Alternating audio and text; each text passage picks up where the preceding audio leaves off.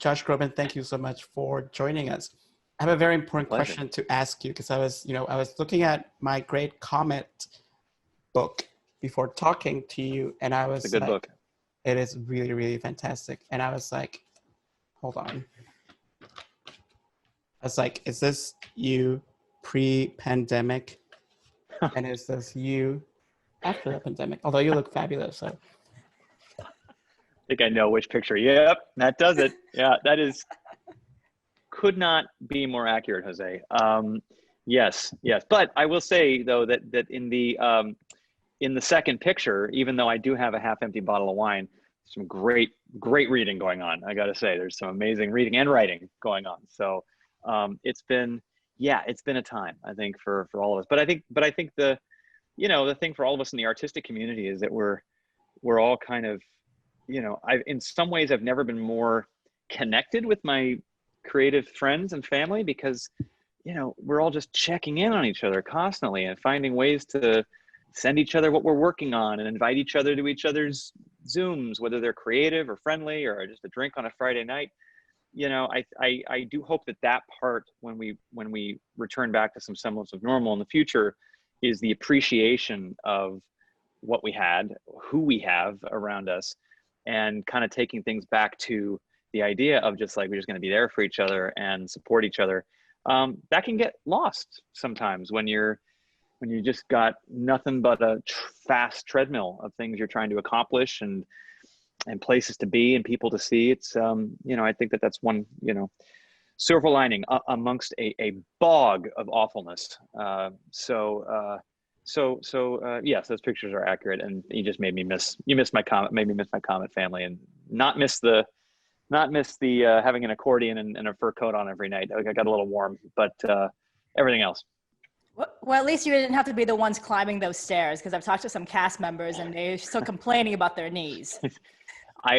Truly they are. I mean, we had such a treacherous jungle gym of a set that was really fun. I mean, like, our first tech rehearsals were like, we get to play on this every night, but that honeymoon was over after like performance 72 or something, when you have clarinetists, high kicking through the balconies. And our PT was put to hard work during that show. We had a lot of stuff. My character, thankfully, was not supposed to move well, so there wasn't a lot of high kicking I had to do. There was one drunken high kick where I actually fell into the pit one night, and because I was supposed to be belligerent, the audience just kind of bought it and thought, wow, he's method. That is, when I did stage door that night, everybody was just like, how do you do that every night? That was amazing. I'm like, thank you. I know. Like, I'm a real actor. Oh man, look, Ben Platt is crying his eyes out next door, but I am falling on the drum set. I am bruised to hell right now. Give me the Tony. I know, better luck next time, right? Yeah.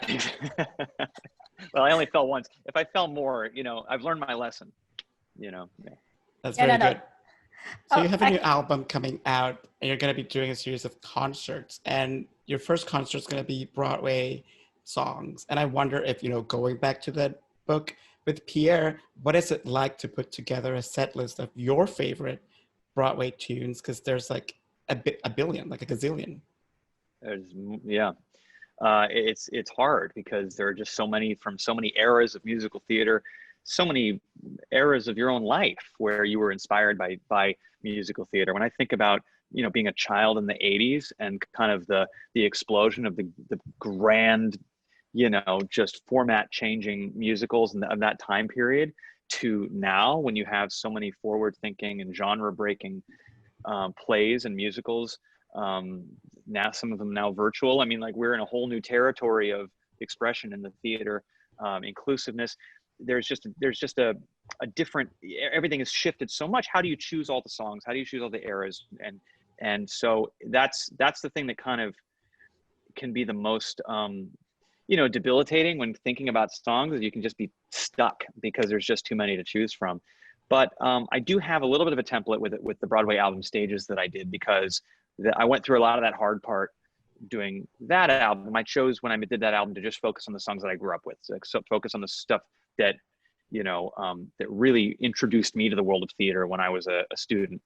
And so to do a live stream like this, there's songs from that, and then we open up the comments and we say, what do you want to hear? To the Broadway fans, to, the incredible thing about doing a show like Great Comet was that it was able to introduce my fans who only knew me from the music I've made in the past to this extraordinary world, and especially to a show that was so interesting and creatively good for Broadway, with Dave Malloy's score and this incredible cast.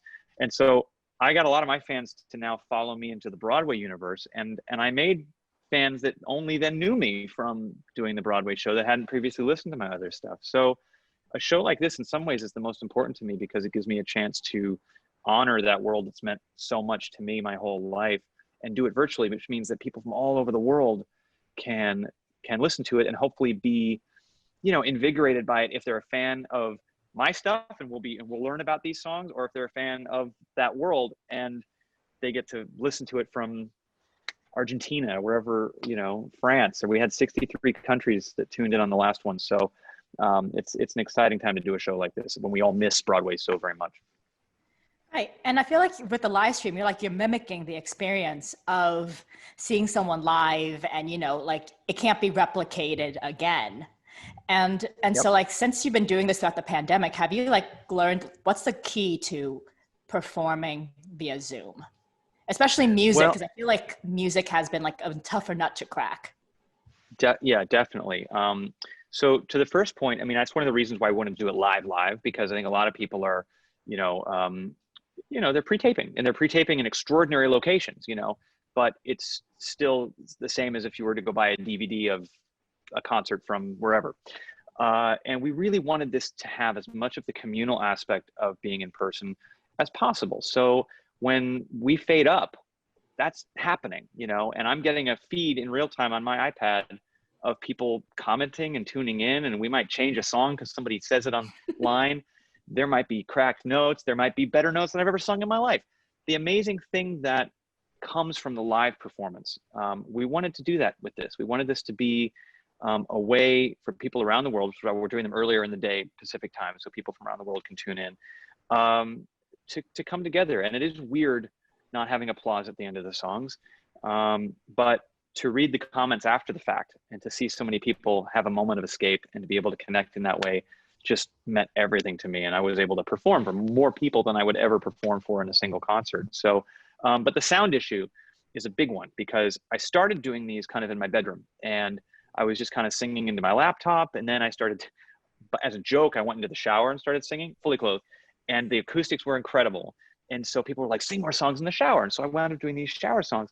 But it just kind of said to myself, oh my God, we are really DIY right now. And at some point we have to transition into, how do we exist in this new normal where I get to hire my band and crew, and I get to really kind of give myself and give the fans the quality that they have come to expect, because this is going to be a minute. And so the place that we're recording this, and well, it's not recorded, it's live, but the place that we're going to be filming it live is got top of the line, state of the art sound equipment, visual equipment, streaming equipment. So we tested this in June, and it went off without a hitch. Got a huge wooden cutting board that I'm knocking on right now. And so that was important to us, that if we're going to start doing these, that when people decide, to get a virtual ticket to this, that they're going to get something very, very high quality. Yeah. I love that. I wish people would applaud when I'm singing in the shower, but my neighbors are usually like, shut up. As long as you sound great to you. That's the thing about the shower, is that as long as you are in it, it doesn't matter if anybody's listening. And you already said I sound great to you, so I'm gonna use that. I'm gonna show this to my mom and everything. I'll be like, well, you can't shut me up anymore, Mom. She's gonna say, I knew it.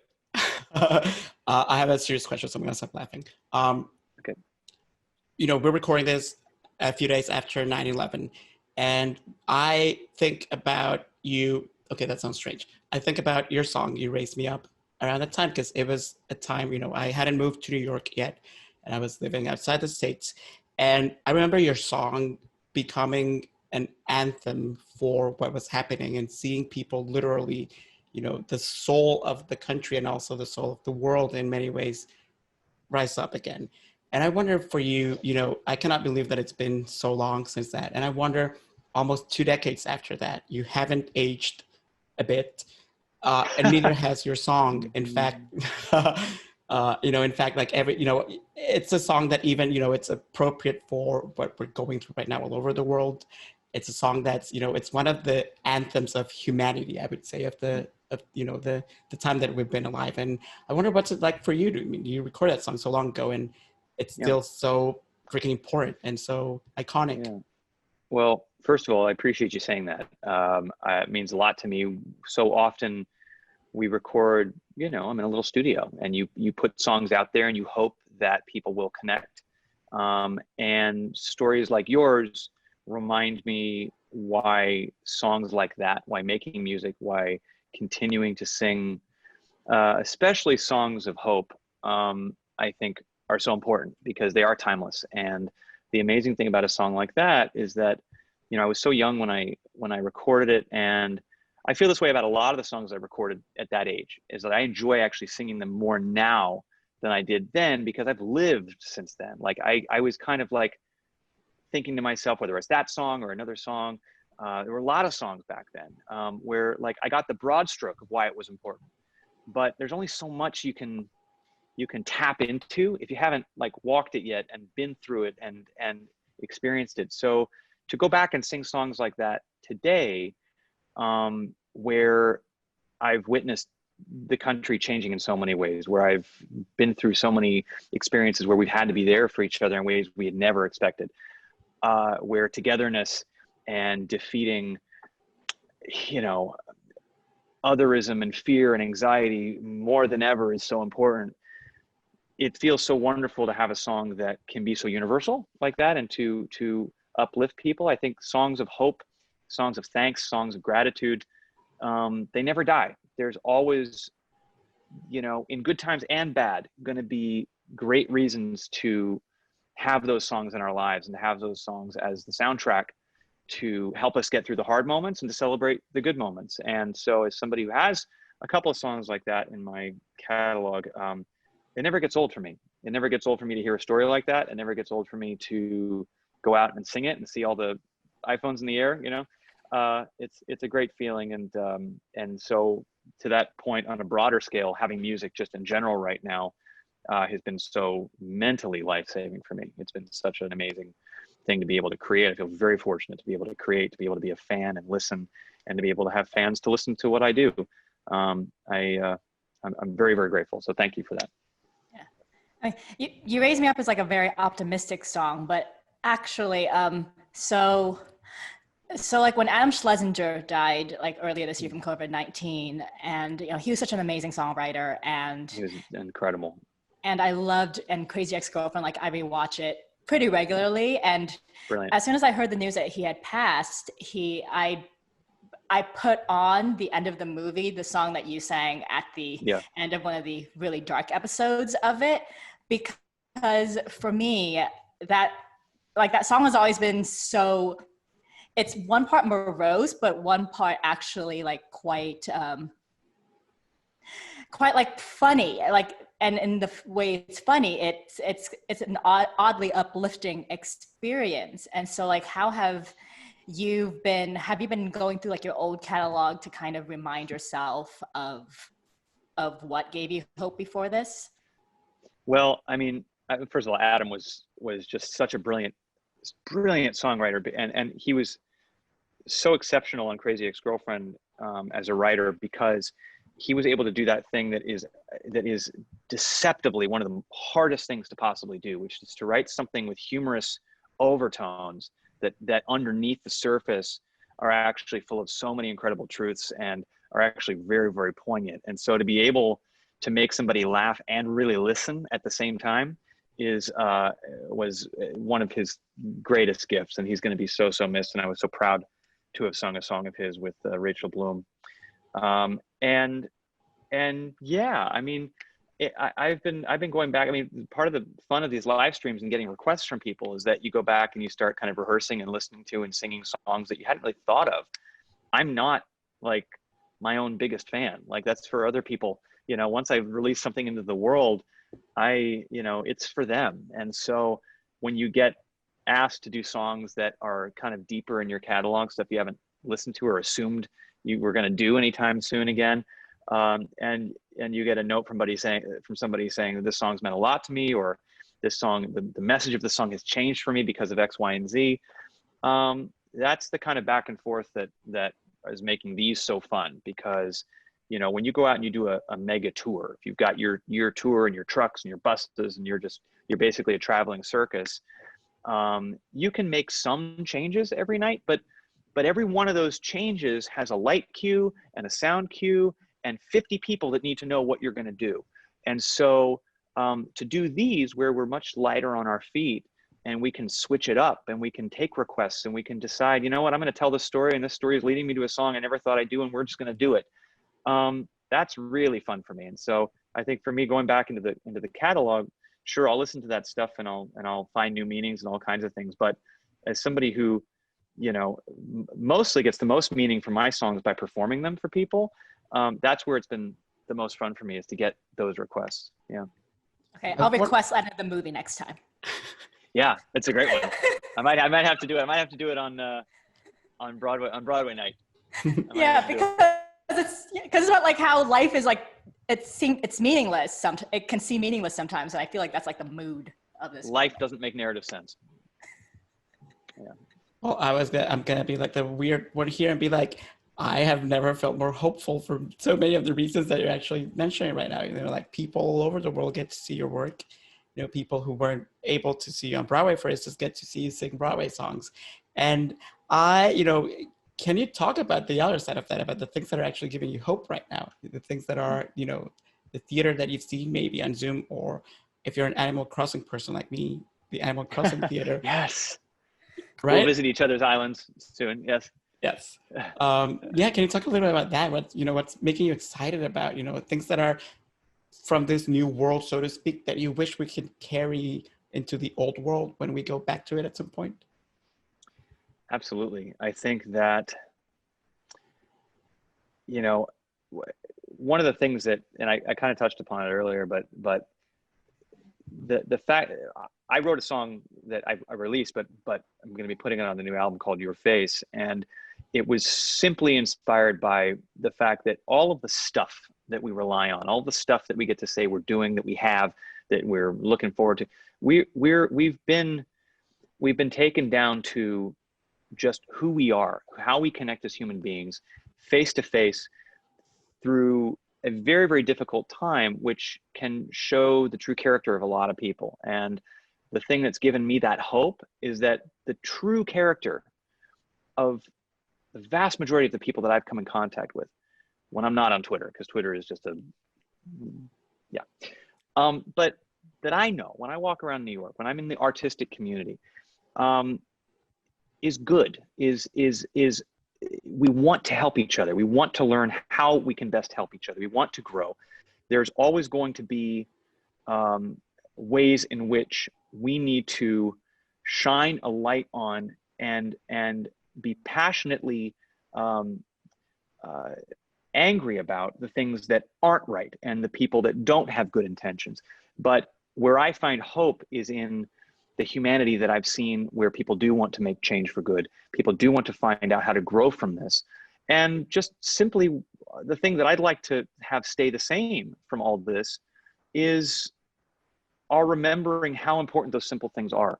I have never been more grateful for my family, the people that I have in my life, my friends, my girlfriend, any pet that I meet on the street. I don't care if it's mine or not.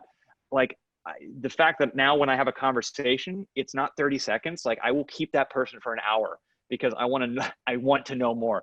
Like, there's so much that is bringing us back to, I think, why we're here to begin with from this. And that's not discounting the extraordinary tragedy that this has been, or the deep sadness and trauma that this has been for everybody. But through the trauma and through the tragedies, if we can come out of this with more appreciation and gratitude for those simple things, why we create, why we love, why we make friends, why we take a walk in the park, and continue with that simple gratitude, then I'd consider that a silver lining in all this. That's what I hope to take from all of this, because I think, as we all are guilty of doing it, we get lost in our own egos, we get lost in our own looking over the hedge.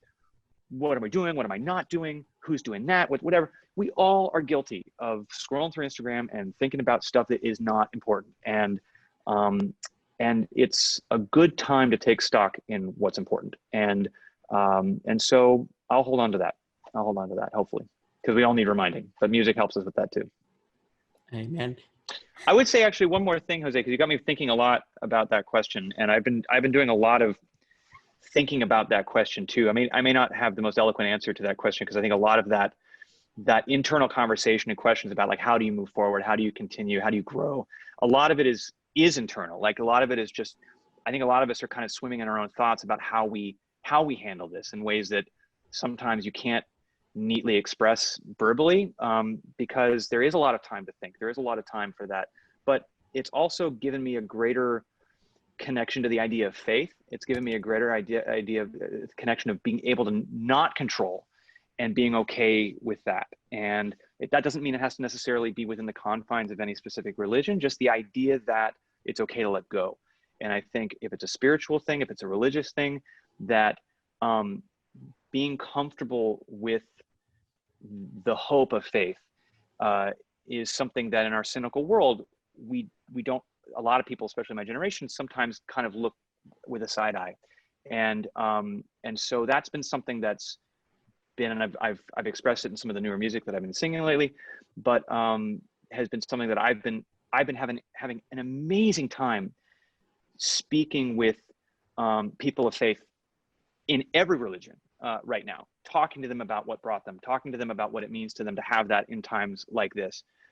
As somebody who was raised with different faiths, and as somebody who's always considered myself, a theist, but somewhat agnostic about what it's all about and being okay with wondering what it's all about. The idea that we can let go, the idea that we can have gratitude and have faith without necessarily having to have it defined has been very, very comforting to me in these times, and something that I also hope to continue with me throughout. It's really beautiful. Thank you for sharing that. I actually call this the time of surrender, and surrender is usually a word that we associate with giving up. But it's like, like I think about, I'm in Brooklyn, trapped in my apartment since March, and around the time that usually I would be going to a show or like on a subway to go into, to the city for a show, now I'm home, and now I get to see those beautiful sunsets every single day. And it's like, it makes me feel like, like very Madonna, like a prayer. I'm down on my knees. And like, how can you not surrender to such beauty that otherwise I wouldn't be able to appreciate? So thank you for sharing that, Josh. Totally. That was really beautiful. Pleasure. Makes Josh it up. Groban, thank you. You are wonderful. We'd like to invite our viewers and our listeners to buy your albums, attend your upcoming shows, and anything you have streaming, anything you want all of us to know. And vote. Yes. Thank you all. So many resources. Yeah.